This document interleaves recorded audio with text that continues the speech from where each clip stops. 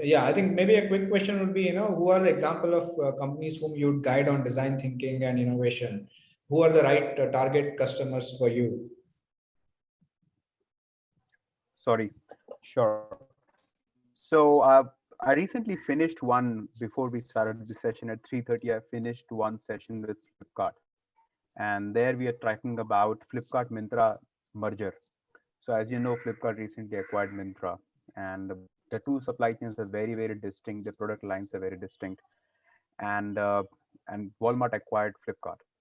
So now this is a very cascading effect. So when Walmart acquires Flipkart at 80% stake, they bring their own systems and processes. And Walmart is the largest company on earth, which is very well managed. Now, a company which is used to getting $600 billion of revenue per year, they want predictability.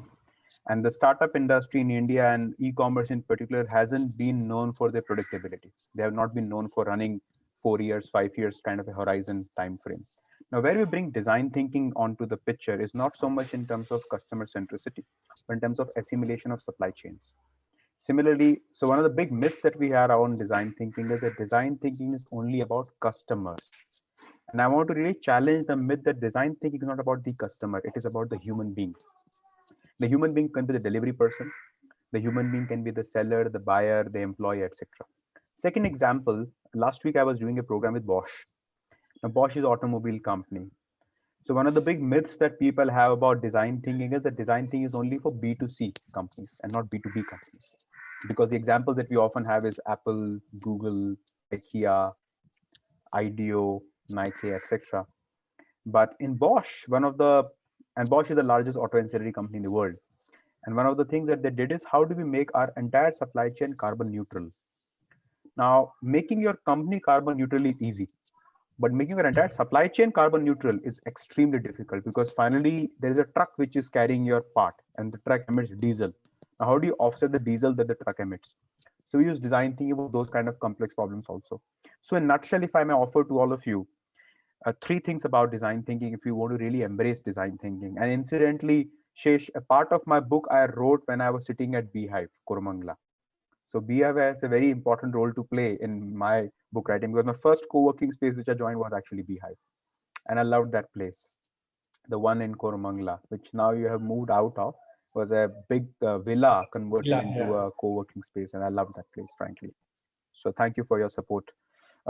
So three things which I can offer to all of you about design thinking is the first is that if you really want to practice design thinking, you might want to put the human being at the center of the affair and redefine the customer.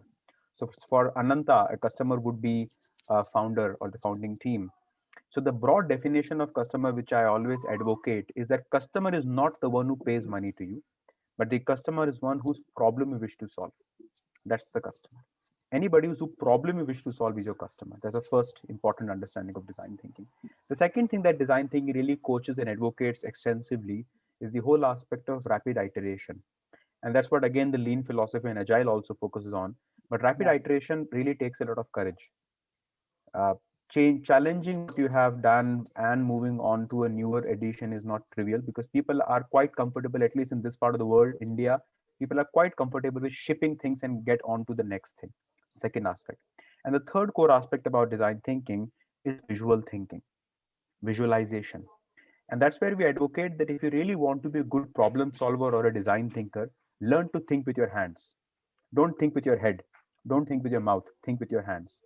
And if you start thinking with your hands, and I would really want to invoke the soul of Thomas Alva Edison, because on this day, what we need to remember is that the one man who has had the sort of fortune of having the highest number of patents listed against his name All right. is Thomas Alva Edison at 2,228 patents.